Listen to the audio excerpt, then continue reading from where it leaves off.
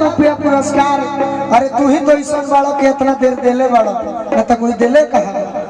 तू ही तो हमारी इज्जत संभरले वाला न तो बुझाई है कि मिलबे न कर गद्दारी हो गई। अब निशा उपाध्याय के तो भाई मिलबे न करी।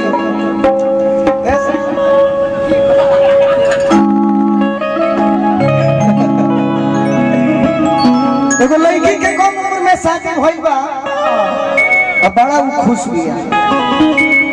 कहते कि हे भगवान जी आज बिहान हो कहीं मत दी, आज भराते रहे दी कोरोना कह दिया कि आज हो पहिला मिलनवा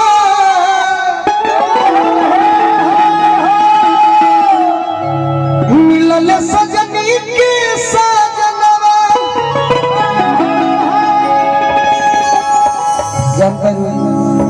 तरह भी अभी भाव का बहुत कमी बा। लॉकडाउन मोदी जी लगाओ करे में हमारा लगे रही है बहुत भाव सिखाई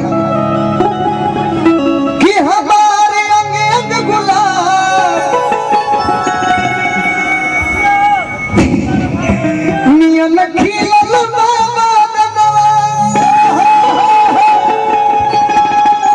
सुनी हे मित्र वहाँ के आवे दी ना सुनी ना भैया आवे दो सुनो भैया भैया आवे दो हमारा पेट पर लात मत मार लो।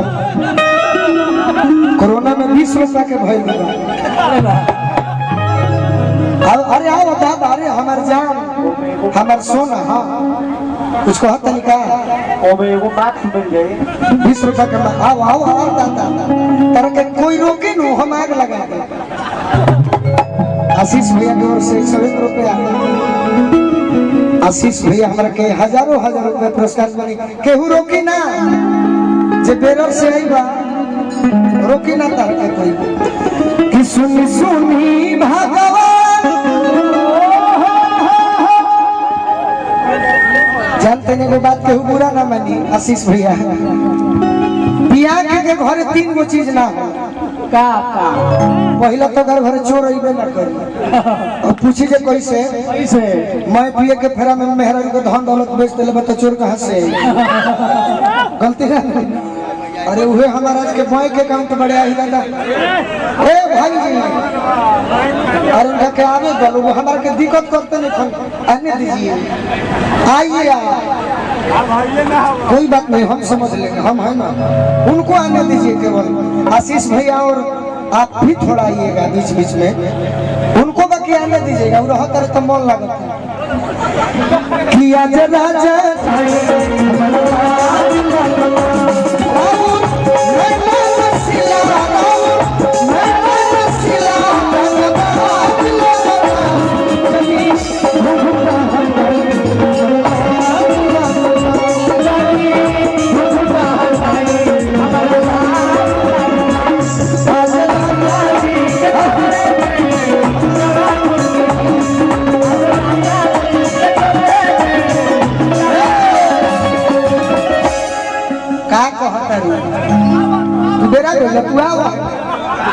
के कोई बोली तो हम आग लगाते आओ आओ निमन कर मत आओ ये तो हम चाहते हैं। है हमारा आशीष भैया हमारा कभी 2100 रुपए दिले बनी हम भैया के बार बार प्रणाम करम आशीर्वाद के प्रतीक्षा लड़की को एक बार मुर्गी मार के दिखा जौन नृत्यांगना मुर्गी ना मरला नृत्यांगना ही वो ना ही दोसर कुछ ही है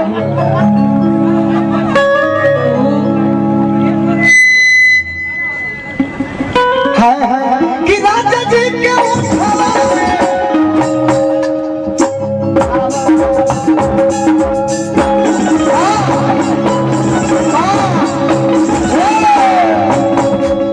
तनी लड़की खाते एक बार तनी ताली बजाई हाँ शिवानी दिलवे जीत ले लू जनी हो जे 8 महीना हॉस्पिटल में सुतल बनी आशीर्वाद जाम लगल बा मन करता आशीर्वाद में उझिल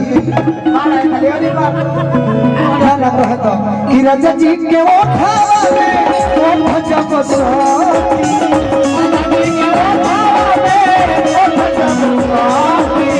राजा जी के ओठावा में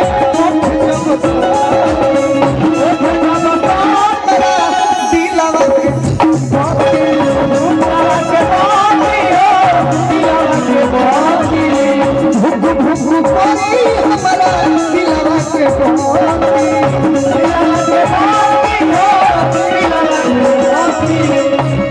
किरण मोहरे